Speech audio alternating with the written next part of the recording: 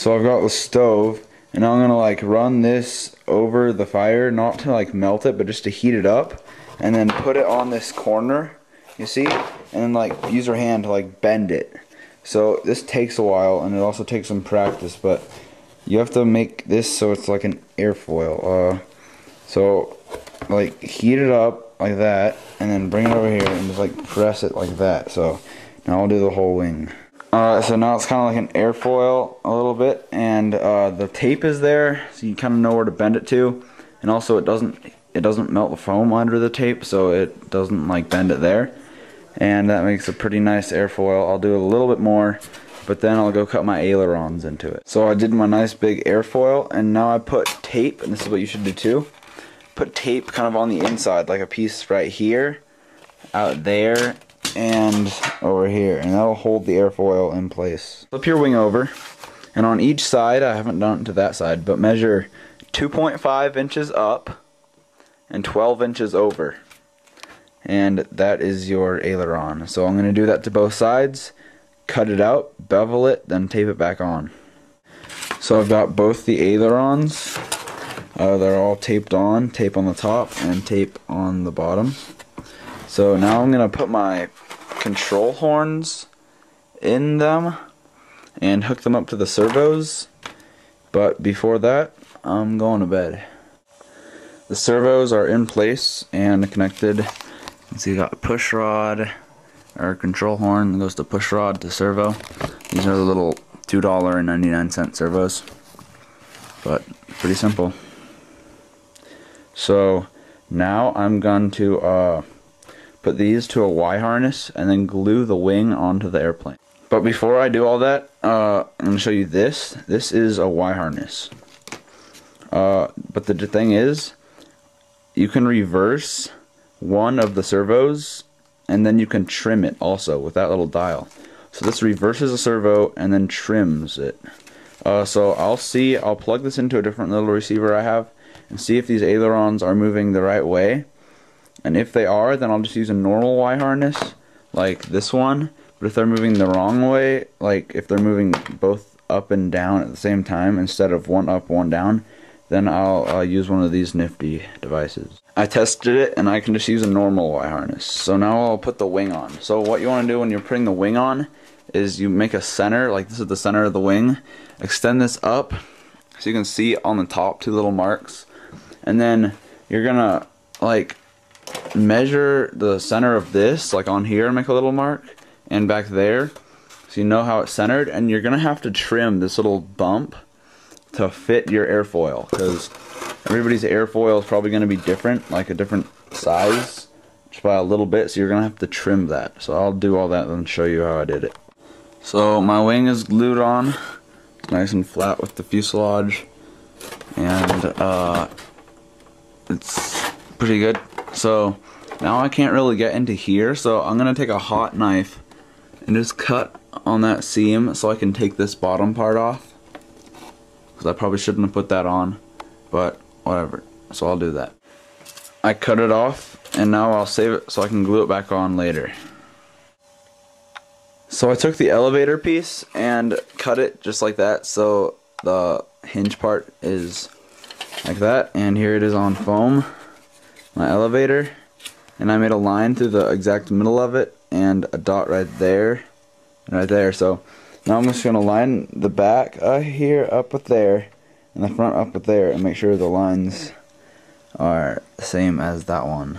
It's in the middle of the fuselage, so I'll do that.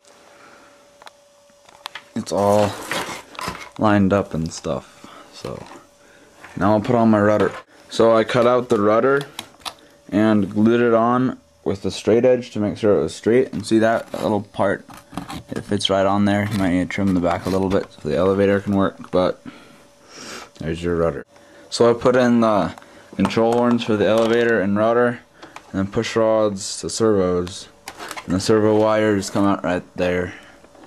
Now I will do some stuff. So I put on my motor with 3 degrees of right thrust and 3 degrees of down thrust about, and I put in my ESC there. So now I'll put in my battery to find the center of gravity. The center of gravity should be about on this line where you bent it, or just about 1/3 back from the tip of the wing cord, the wing length.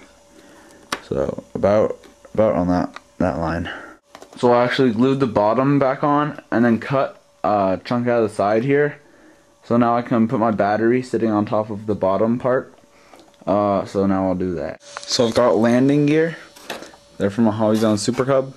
And if you look right here, I built a nifty little door, the hinge. You open it up and there's my battery, 1000 milliamp 3-cell, 20C.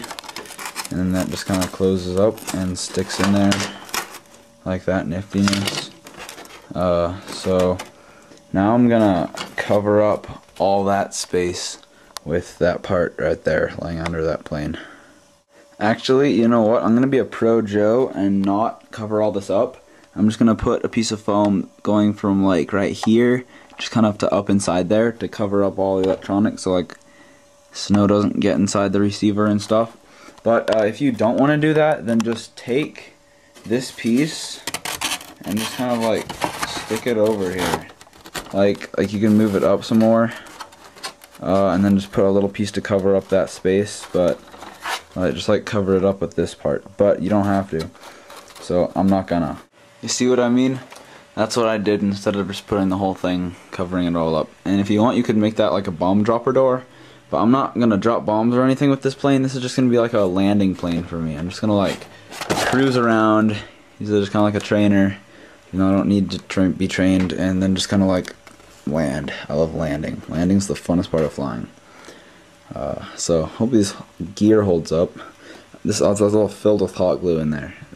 These gear weigh like 2 ounces. It's crazy.